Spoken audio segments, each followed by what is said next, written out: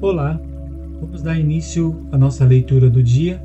Estamos no dia 218 e as escrituras do dia hoje são Esdras, capítulo 3, do versículo 1 ao capítulo 4, versículo 24.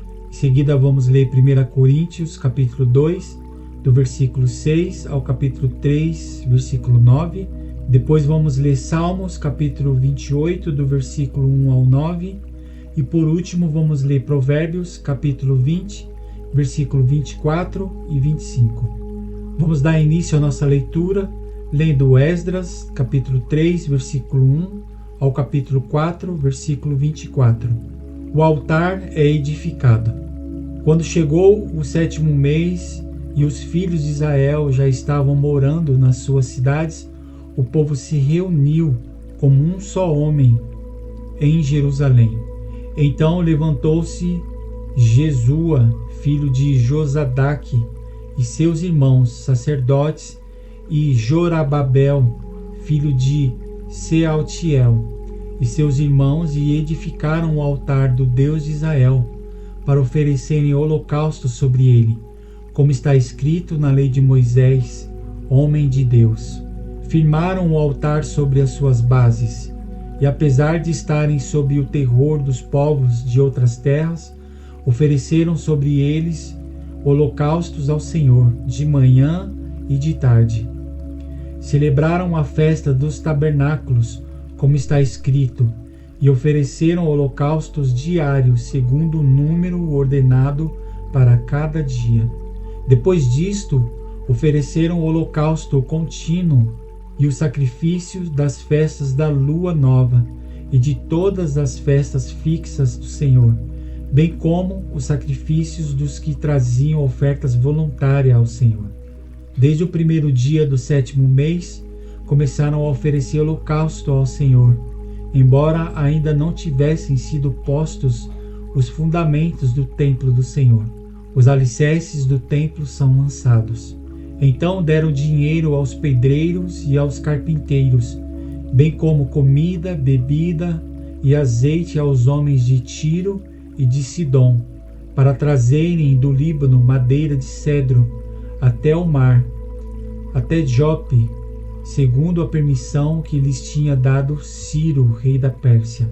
No 2º ano, depois que eles voltaram à casa de Deus, em Jerusalém, no 2º mês, Zorobabel, filho de Sealtiel, e Jesuá, filho de Josadaque, e os seus outros irmãos, sacerdotes e levitas, e todos os que voltaram do cativeiro a Jerusalém, puseram mãos à obra e construíram levitas com mais de 20 anos para supervisionar a reconstrução da casa do Senhor. Então se apresentaram Jesua com os seus filhos e os seus irmãos, Cadmiel e os seus filhos, os filhos de Judá, para juntamente supervisionarem os que faziam a obra na casa de Deus, bem como os filhos de Enadad, seus filhos e os seus irmãos, os levitas. Quando os construtores lançaram os alicerces do templo do Senhor, apresentaram-se os sacerdotes paramentados e com trombetas, os levitas, filhos de Asaf, com símbolos para louvarem o Senhor, segundo as instruções deixadas por Davi, rei de Israel. Cantavam responsivamente, louvando e dando graças ao Senhor, com estas palavras: Ele é bom, porque a sua misericórdia dura para sempre sobre Israel. E todo o povo jubilou com altas vozes, louvando o Senhor por terem sido lançados os alicerces da casa do Senhor. Porém, muitos dos sacerdotes, levitas e chefes de famílias, já idosos que tinham visto o primeiro templo, choraram em alta voz quando diante de seus olhos foram lançados os alicerces deste templo. Muitos, no entanto, levantaram as vozes com gritos de alegria, e assim não se podiam distinguir as vozes de alegria das vozes do choro do povo, pois o povo gritava tão alto que as vozes se ouviam de longe. Os inimigos fazem parar as obras. Quando os adversários de Judá e Benjamim ouviram que os que haviam voltado do cativeiro estavam reconstruindo o templo ao Senhor, o Deus de Israel, aproximaram-se de Zorobabel e dos chefes de famílias e lhes disseram: Deixe-nos ajudar na construção, porque buscamos o mesmo Deus que vocês buscam. Já temos oferecido sacrifícios a ele desde os dias de Esar-Adom, rei da Síria, que nos fez vir para este lugar. Porém, Zorobabel, Jesua e os outros chefes da família de Israel responderam: Vocês não têm nada a ver conosco na construção do templo ao nosso Deus. Nós mesmos, sozinhos, vamos construí-lo ao Senhor, Deus de Israel, como Ciro, rei da Pérsia, nos ordenou. Então o povo da terra começou a desanimar o povo de Judá, perturbando-o no trabalho de construção. Contrataram conselheiros para frustrar o plano deles. Fizeram isso durante todo o reinado de Ciro, rei da Pérsia, até o reinado de Dário, rei da Pérsia. No começo do reinado de Assuero, escreveram uma acusação contra os habitantes de Judá e de Jerusalém. E nos dias de Artaxerxes, rei da Pérsia, Bislão, Mitredate, Tabeel e os outros companheiros escreveram uma carta a Artaxerxes. A carta foi escrita em aramaico e traduzida. Reum, o comandante, e Sinzai, o escrivão, escreveram uma carta ao rei Artaxerxes contra Jerusalém. Os que escreveram foram Reum, o comandante, Sinzai, o escrivão e os outros companheiros, Dinaitas, Afarzaquitas, Tarpelitas, Afarzitas, Arquevitas, Babilônios, Susanquitas, Deavitas, Elamitas, e outros povos que o grande e o afamado Osnapar deportou e fez habitar na cidade de Samaria e em outros lugares desse lado do Eufrates. Eis o teor da carta endereçada ao rei Artaxerxes. Ao rei Artaxerxes, de seus servos, os homens desse lado do Eufrates e em tal tempo. Seja do conhecimento do rei que os judeus que saíram daí vieram a Jerusalém. Eles estão reconstruindo aquela cidade rebelde e má. Estão restaurando as muralhas e reparando os seus fundamentos. Saiba ainda, o rei, que se aquela cidade for reconstruída e as muralhas forem restauradas, eles não pagarão os direitos, os impostos e os pedágios, e assim causarão prejuízos ao rei. Agora, como somos assalariados do rei e não queremos ver a desonra dele, por isso mandamos este aviso ao rei, para que faça uma investigação no livro das crônicas de seus pais, e nele o rei descobrirá e saberá que aquela cidade foi rebelde e danosa aos reis e às províncias, e que nela tem havido rebeliões desde os tempos antigos. Por isso a cidade foi destruída. Portanto, informamos ao rei que se essa cidade for reconstruída e as suas muralhas forem restauradas, o rei não terá mais posse das terras desse lado do Eufrates.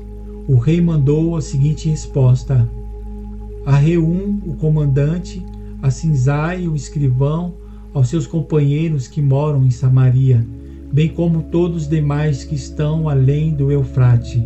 Paz. A carta que vocês nos mandaram foi lida com clareza na minha presença.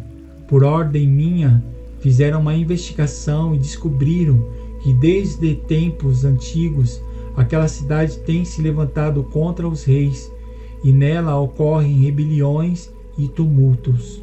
Também houve reis poderosos sobre Jerusalém que dominaram toda a região além do Eufrates, os quais foram pagos diretos, impostos e pedágios.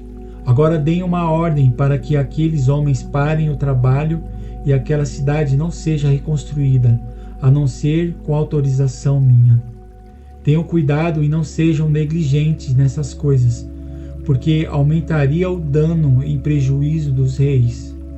Depois que a cópia da carta do rei Artaxerxes foi lida diante de Reum de Sinzai, o escrivão, e dos companheiros, eles foram depressa a Jerusalém aos judeus e de mão armada os forçaram a parar a obra.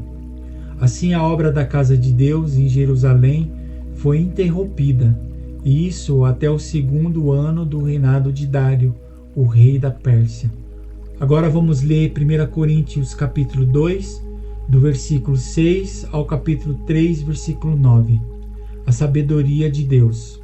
No entanto, transmitimos sabedoria entre os que são maduros, não, porém, a sabedoria deste mundo, nem a dos poderosos desta época, que são reduzidos a nada. Pelo contrário, transmitimos a sabedoria de Deus em mistério, a sabedoria que estava oculta e que Deus predeterminou desde a eternidade para a nossa glória. Nenhum dos poderosos deste mundo conheceu esta sabedoria, porque se a tivesse conhecido, jamais teriam crucificado o Senhor da glória. Mas como está escrito, nem olhos viram, nem ouvidos ouviram, nem jamais penetrou em coração humano o que Deus tem preparado para aqueles que o amam. Deus, porém, revelou isso a nós por meio do Espírito, porque o Espírito sonda todas as coisas, até mesmo as profundezas de Deus. Pois quem conhece as coisas do ser humano, a não ser o próprio espírito humano que nele está? Assim, ninguém conhece as coisas de Deus a não ser o Espírito de Deus. E nós não temos recebido o Espírito do mundo, e sim o Espírito que vem de Deus, para que conheçamos o que por Deus nos foi dado gratuitamente. Disto também falamos, não em palavras ensinadas pela sabedoria humana, mas ensinadas pelo Espírito, conferindo coisas espirituais com espirituais. Ora, a pessoa natural não aceita as coisas do Espírito de Deus, porque eles são loucura, e ela não pode entendê-las, porque elas se discernem espiritualmente. Porém, a pessoa espiritual julga todas as coisas, mas ela não é julgada por ninguém. Pois quem conheceu a mente do Senhor, para que o possa instruir? Nós, porém, temos a mente de Cristo, cooperadores de Deus. Eu, porém, irmãos, não pude falar a vocês como a pessoas espirituais, e sim como a pessoas carnais, como a crianças em Cristo.